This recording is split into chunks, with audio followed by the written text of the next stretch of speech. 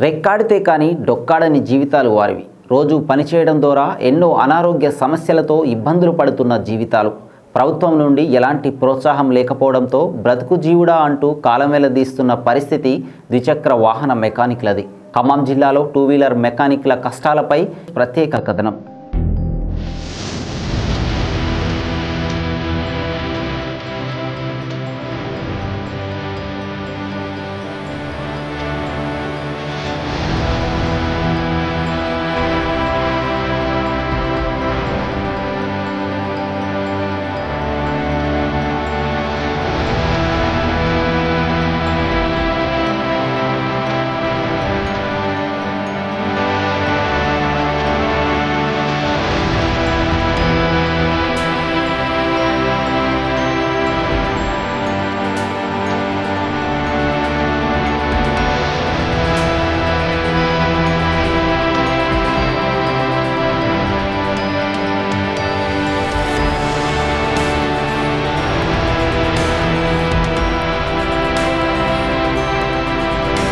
ఖమ్మం జిల్లాలో వందలాది మంది 2 వీలర్ మెకానిక్లుగా పనిచేస్తున్నారు. ఎక్కువగా నిరక్షరాస్యులే ఈ వృత్తిని ఎంచుకుంటున్నారు. నిత్యం వంగి పనిచేయడంతో ఎన్నో అనారోగ్య సమస్యలు తలెత్తుతున్నాయి. నడుము నొప్పి, వాహనాల నుండి వచ్చే పెట్రోల్, గ్రీజు వాసన పీల్చడం ద్వారా శ్వాసకోశ వ్యాధులు బారిన పడుతున్నారు. రోజు కష్టపడితే వచ్చే పైసలు ఆసుపత్రుల ఖర్చులకే సరిపోతున్న పరిస్థితి ఉంటుంది. మరోవైపు షాపుల అద్దెలు తలకు మించిన భారాలుగా ఉంటున్నాయని మెకానిక్లు వాపోతున్నారు. చాలీ చాలకుండా వచ్చే డబ్బులతో తమ పిల్లలకు కూడా ఉన్నత విద్యను అందించలేకపోతున్నట్లు ఆవేదన వ్యక్తం చేస్తున్నారు. మరోపక్క గ్రామీణ ప్రాంతాల నుండి టౌన్కు వచ్చి మెకానిక్గా పనిచేసుకుంటున్న వారి సంఖ్య ఎక్కువగా ఉంటుంది. దీంతో రాత్రి వేళల్లో పని ముగించుకొని ఇళ్లకు వెళ్తున్న సమయాల్లో రోడ్డు ప్రమాదాలు జరిగి ప్రాణాలు కోల్పోతుండగా మరికొంతమంది గాయాల పాలవుతున్నారు. ఇలా వారి కుటుంబాల పరిస్థితి మరీ దయనీయంగా మారుతుంది. మెకానిక్లు చాలామంది కూడా కూర్చొని లేవటం వల్ల వాళ్ళకి పొల్యూషన్ ఎక్కువగా అవటం వల్ల కిడ్నీల ప్రాబ్లం కూడా వచ్చి చాలామందికి హాస్పిటల్ ఖర్చులు కూడా చాలా ఎక్కువ అవుతున్నాయి. కాబట్టి మెకానిక్లకి ఎందుకంటే చాలామంది కూడా వారికి పేదవారు ఉన్నారు, కొంతమంది ఉన్నవారు ఉన్నారు. పేదవారు ఎవరైతే ఉన్నారో వారికి హెల్త్ కార్డు ఇస్తే వారికి కూడా ఉన్నత ప్రభుత్వ హాస్పిటల్ కాకుండా బయట హాస్పిటల్ కూడా చూపించుకోవడానికి వీలు ఉంటుంది.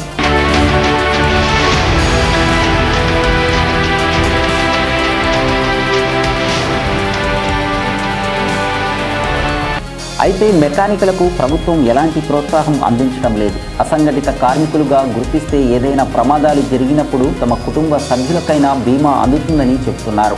అర్హత ఉన్న వారికి ప్రభుత్వం డబుల్ బెడ్రూమ్ ఇళ్లు కేటాయించాలని కోరుతున్నారు. హెల్త్ కార్డులు లేక వేలాది రూపాయల ఫీజులు ఆసుపత్రిలో చెల్లించుకుంటున్నట్లు మెకానిక్లు వాపోతున్నారు.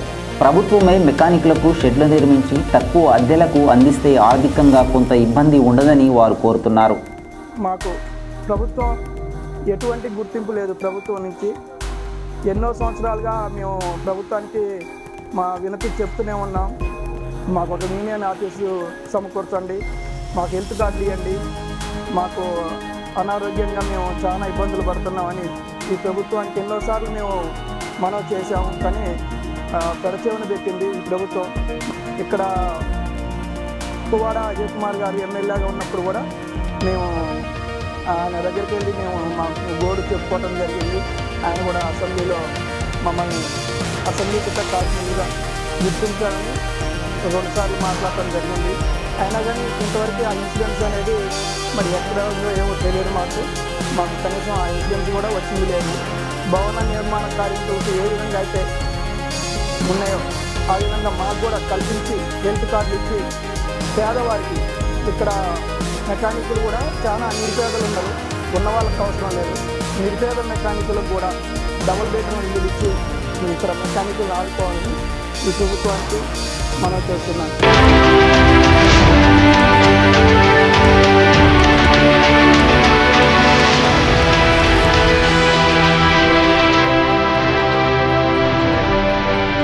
ప్రభుత్వం నుండి మెకానిక్లకు ఎలాంటి ప్రోత్సాహం లేకపోవడంతో వారంతా కలిసి ఒక యూనియన్గా ఏర్పడ్డారు. జిల్లా యూనియన్గా ఏర్పడి వారు సంపాదించిన దాంట్లో ప్రతి నెల 100 రూపాయలను పొదుపు చేసుకుంటున్నారు. ఇలా సుమారు 2015వ సంవత్సరం నుండి చేస్తున్నారు. ఇలా పొదుపు చేస్తున్న డబ్బులను ఆపదలో ఉన్న వారి కోసం ఖర్చు చేస్తున్నారు. ప్రమాదంలో గాయపడ్డ, మరణించిన మెకానిక్లకు ఆర్థిక సహాయాలు చేస్తున్నారు.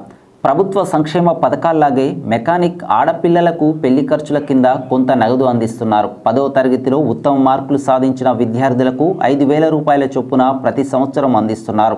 ఆడపిల్లలు జన్మిస్తే 5,000 రూపాయలు అందిస్తున్నారు. 60 సంవత్సరాలు దాటిన మెకానిక్లకు 30,000 రూపాయలు ఇచ్చి ఘనంగా రిటైర్మెంట్ వీడ్కోలు పలుకుతున్నారు.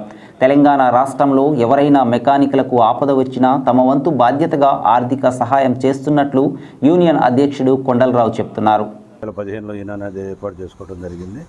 మెకానికులకు అనేక కార్యక్రమాలు చేసుకుంటూ మెకానికుల కుటుంబాలకి అండగా ఉంటూ మన సెక్రటరీ మురళి గారు చెప్పినట్టుగా అనేక సేవా కార్యక్రమాలు చేస్తున్నాం.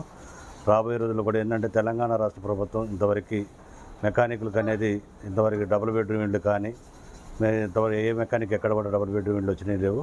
మేము అనేది ఒకటే, తెలంగాణ రాష్ట్ర ప్రభుత్వానికి మాకు సబ్సిడీతో కూడిన రుణాలు ఇవ్వాలని చెప్పి తెలంగాణ రాష్ట్ర ప్రభుత్వాన్ని కోరుతున్నాం. కానీ తెలంగాణ రాష్ట్రంలో మెకానికులకు ఎలాంటి లబ్ధి అనేది లేదు. ఎందుకంటే ఇప్పుడు చాలామంది మనం చూస్తున్నాం, అనేక సంక్షేమ కార్యక్రమాలు కేసీఆర్ గారి ప్రభుత్వంలో కళ్యాణ లక్ష్మి అని, షాదీ ముబారక్ అని, భవన కార్మికులు అందరికీ ఏదో విధంగా ఒక లబ్ధి. ఇప్పుడు మరి అదేవిధంగా దళిత బంధాన్ని కూడా పెట్టడం జరిగింది. దళితులకు కూడా 10 లక్షల రూపాయలు ఇవ్వటం జరిగింది. అన్ని తెలంగాణ రాష్ట్రంలో అన్ని కులాల వారికి, అన్ని యూనియన్ల వారికి కూడా అనేక లబ్ధి చేకూరింది. కానీ మెకానికులు మాత్రం ఎలాంటి లబ్ధి చేకూరలేదు. కనీసం మెకానికులు అందరికీ, ఎందుకంటే బండ్ల రూపాయన ట్యాక్స్ 1,000 కోట్ల రూపాయల ప్రభుత్వం ట్యాక్స్ రూపాయన వచ్చేది 2 వీలర్ మెకానికులకి స్పేర్ పార్ట్స్ మీద కానీ వాటి మీద వస్తుంది. కానీ ఇప్పటికైనా తెలంగాణ రాష్ట్ర ప్రభుత్వం మెకానికులకైనా ఒక బీమా కల్పించి వారి కుటుంబానికి అండగా ఉండాలని చెప్పి తెలంగాణ రాష్ట్ర ప్రభుత్వాన్ని కోరుతున్నాం.